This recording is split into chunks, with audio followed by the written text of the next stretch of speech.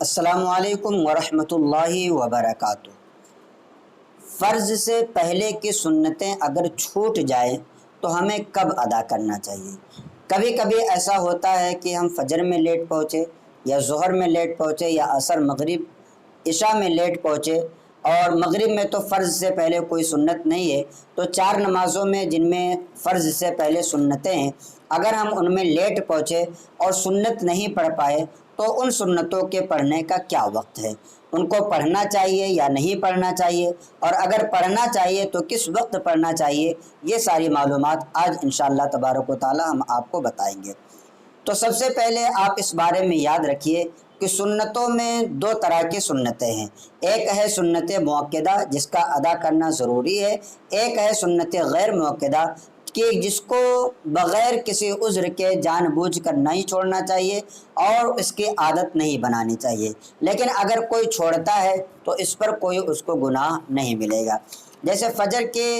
فرض سے پہلے جو 2 رکعت نماز سنت ہے یہ سنت مؤکدہ ہے، ظہر کے فرض سے پہلے جو 4 رکعت سنت ہے یہ سنت مؤکدہ ہے، عصر سے پہلے جو 4 رکعت سنت ہے یہ سنت غیر مؤکدہ ہے، اور عشاء سے پہلے جو 4 رکعت سنت ہے یہ بھی سنت غیر مؤکدہ ہے۔ اب آپ یاد رکھیے، اگر آپ کے ظہر کے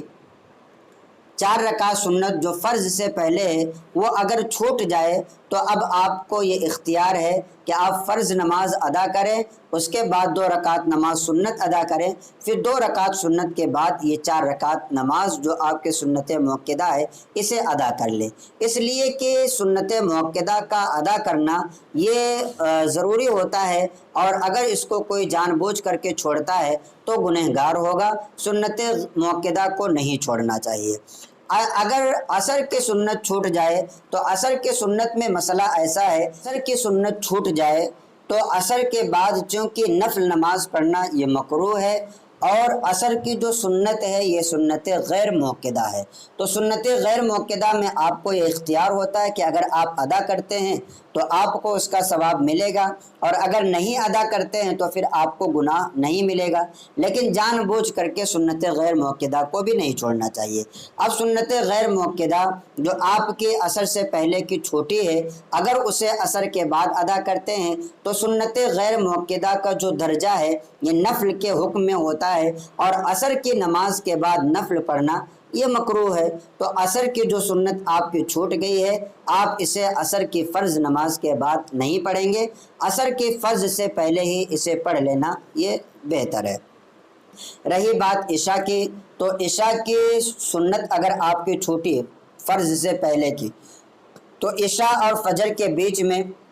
کافی زیادہ وقت ہوتا ہے، لگ بھگ 5 سے 6 گھنٹہ ہوتا ہے، اور اس وقت میں نماز پڑھنا نہ تو مکروہ ہے نہ ہی کوئی ممانعت ہے، تو آپ عشاء کے فرض پڑھ لیے، 2 رکعت سنت پڑھ لیے، 3 رکعت وتر پڑھ لیے، اب اس کے بعد آپ ادا کر سکتے ہیں، لیکن یہ جو ادا کریں گے آپ یہ سنت غیر مؤکدہ نہیں ہوگا، بلکہ اس کو آپ کو عشاء کی فرض نماز کے بعد ادا کرنے کی وجہ سے نفل نماز کا ثواب ملے گا۔ رہی بات فجر کی، تو فجر کی جو سنت مؤکدہ ہے،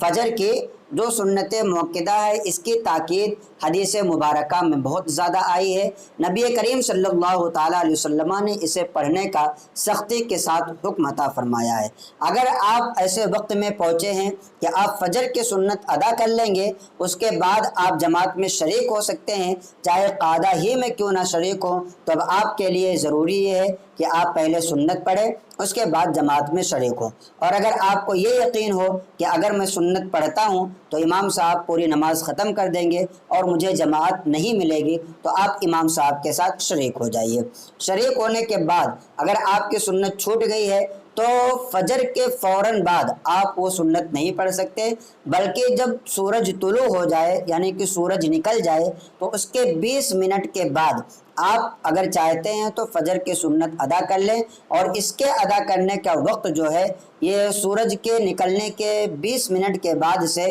زوال سے پہلے پہلے تک ہے، اس سنت کو ادا کر لینا بہتر ہے۔ اور اگر آپ کی سنت چھوٹ گئی، آپ نے سورج نکلنے کے بعد نہیں ادا کیا تو ایسی صورت میں ایسا نہیں ہے کہ آپ کو کوئی گناہ ملے گا، اس لیے کہ فجر کی سنت کی قضا کرنا ایسا کوئی ضروری نہیں ہے۔ جیسا کہ بہت سارے لوگ ایسا سمجھتے ہیں کہ اگر فجر کی سنت چھوٹ گئی ہے تو اس کو ادا کرنا، اس کی قضا کرنا ضروری ہے، تو سنتوں کی قضا نہیں ہوتی ہے بلکہ صرف اور صرف فرض کی قضا ہوتی ہے۔ تو آپ کو سنت اگر فجر کی پڑھنا ہے تو سورج کے نکلنے کے 20 منٹ کے بعد سے لے کر کے